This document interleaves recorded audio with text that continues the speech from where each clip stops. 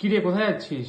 আরে তুই জানিস না কালকে আমরা যাচ্ছি লালিগোড়াতে পিকনিকে। হ্যালো এভরিওয়ান, কেমন আছেন সবাই? কালকে বলেছিলাম না আমরা পিকনিক যাচ্ছি, চলুন দেখাই আমার সাথে আমার ফ্যামিলি মেম্বার্স কারা কারা যাচ্ছে পিকনিকে। ইনি হলো আমার মা, হাই বলো।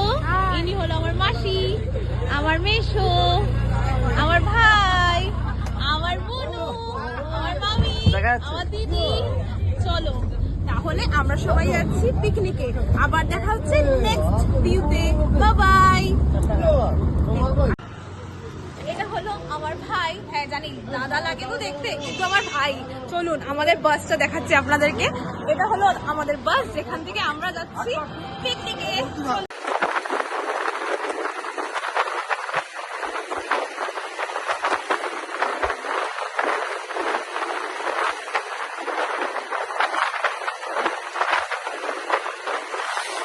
ফরেস্টের ভেতর দিয়ে যেতে যেতে হঠাৎ করে টেম্পারেচারটা আরও ঠান্ডা হয়ে যায়।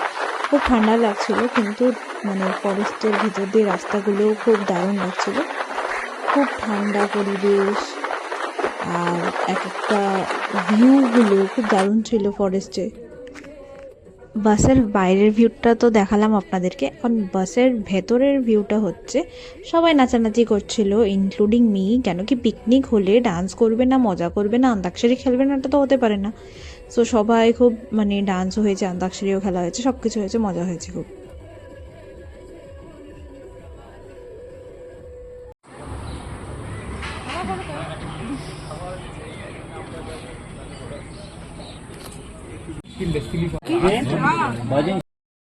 এখন আমরা নেমে গেছি হল্টে। সো পেট্রোল পাম্পে আমরা হল্টে নেমেছি, মানে একটু স্টপ তো দরকার, তো স্টপে নেমেছি, দেন আমরা আবার কন্টিনিউ করব। আচ্ছা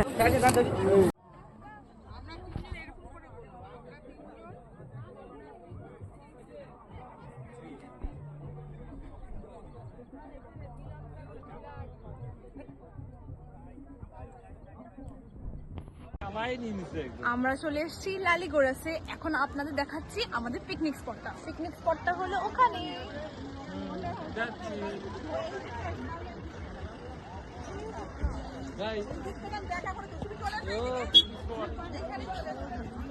আর এটা হলো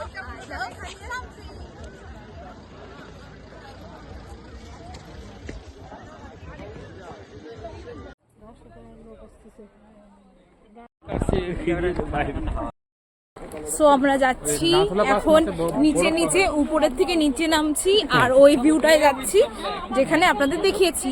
তো চলুন আমার সাথে ওই ভিউতে।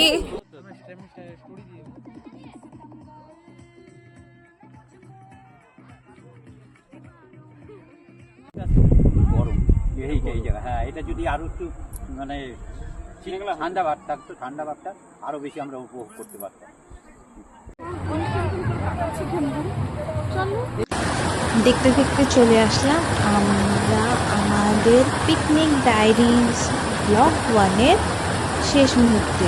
কিন্তু এটার কিন্তু ব্লগ 2 খুব তাড়াতাড়ি আসছে, তো অবশ্যই আপনারা লাইক, শেয়ার এবং সাবস্ক্রাইব করে দেবেন যদি ভিডিওটা ভালো লেগে থাকে। আর অবশ্যই ওয়েট করে থাকবেন আমার নেক্সট ভিডিওর জন্য। Thank you, bye by.